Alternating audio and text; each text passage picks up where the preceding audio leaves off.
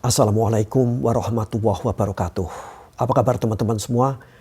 Semoga teman-teman dalam keadaan sehat walafiat, tidak kurang suatu apapun. Kembali FCW dalam program Fikri Berbagi. Saya akan melanjutkan pembicaraan mengenai rapat. Kok rapat kok panjang banget? Ya memang, hal ini memang sudah saya sebutkan juga dalam buku saya yang sudah saya terbitkan beberapa waktu yang lalu, yang berjudul Kiat Praktis Berkomunikasi dalam Kerja. Semua ada di sini semua.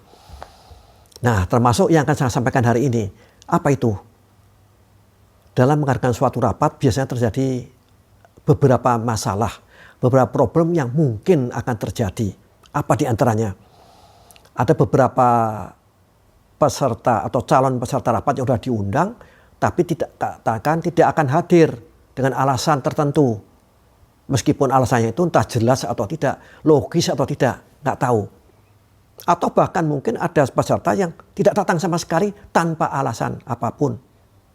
Nah, itu yang merepotkan, ya. Padahal diperlukan kehadirannya, ide-idenya, pendapatnya. Nah, ada satu hal yang cukup lumayan penting juga.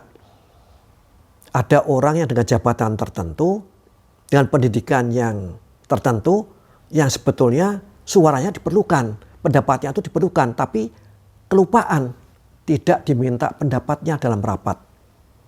Entah semakin karena banyaknya orang, atau karena kita juga sibuk, atau pimpinan rapat memang kelupaan, atau kurang menguasai dalam masa itu, atau dianggap sudah dapat ide yang lebih baik lagi. Ya, ada peserta juga yang kadang-kadang ingin menguasai pembicaraan dalam suatu rapat. Nah, sebagai pimpinan rapat tentu harus mengerti hal ini dan bisa mengembalikan keadaan kepada rapat yang seharusnya. Dan tujuan atau fokus kepada tujuan rapatnya. Sehingga tidak membiarkan satu orang menguasai pembicaraan dalam rapat tersebut. Ya. Ada lagi yang suka mendebat lagi meskipun keputusan sudah diambil. Tadinya sudah disetujui, tapi didebat lagi. Ada itu, ada, selalu ada saja.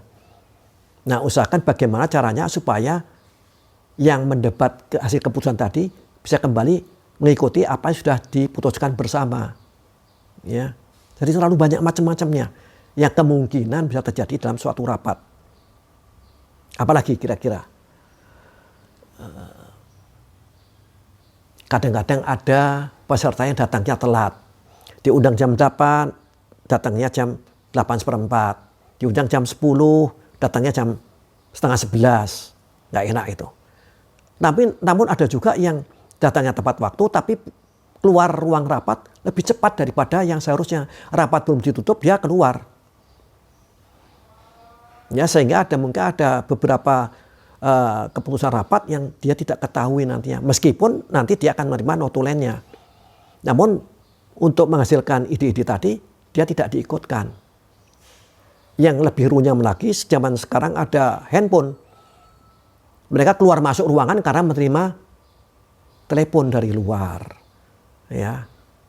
Nah, kalau teleponnya sangat urgent, nggak masalah. Tapi kadang-kadang tidak terlalu urgent pun, dia ikut karena HP-nya bunyi, maka dia keluar. Lebih baik diminta untuk di silent aja HP-nya, atau tidak menerima telepon dari luar. Oke. Nah, banyak masalah dalam menyelenggarakan rapat ini. Kalau Anda sebagai pimpinan harus bisa mengetahui hal ini dan bisa mengantisipasinya. Sebagai seorang peserta rapat, jangan sampai kita justru membuat rapat menjadi tidak terselenggara dengan baik. Sukseskanlah rapatnya, rapat kerja Anda membantu meningkatkan karir Anda juga.